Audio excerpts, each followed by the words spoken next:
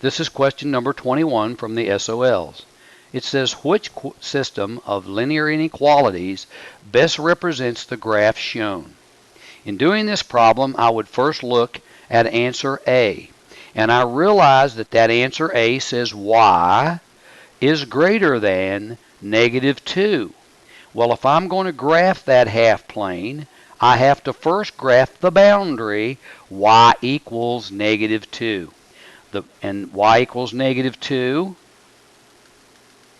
would be that boundary, and everything greater than negative 2 would be above the graph. And in that particular case, this would be the graph, and you would shade all of this. Everything up above y is greater than negative 2, because the things that are greater are certainly above y equals 2. So in question number A, we realize y is greater than negative 2 works for that one. Looking at the other answers, also in B, the answer y greater than negative 2 is true. But in C and D, those answers can be eliminated immediately because it says y is less than negative 2. This will increase your chances of getting the correct answer. Next, I would want to graph and see the line. If you draw the line, y equals x plus 1, that's the line y equals x plus 1. Now, everything above that graph would be the things greater, but that's not what is shown. So I'm going to say that A is not the answer.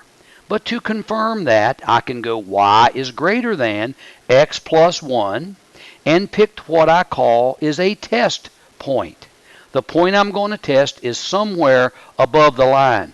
Certainly a good point to test would be 0, 2.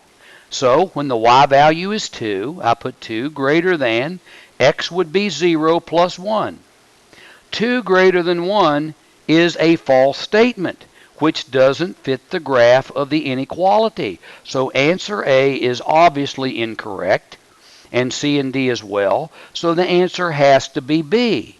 But to confirm that, all we have to do is take the second equation, y is less than x plus 1.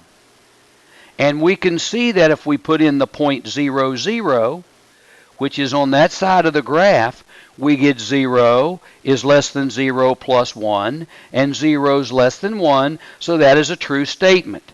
So that half plane that I'm referring to is the half plane up there, which would be on this side of the line. So if I put that graph together with the one I have at the right, these two, then that would be the intersection of the two half planes, and that is obviously the answer.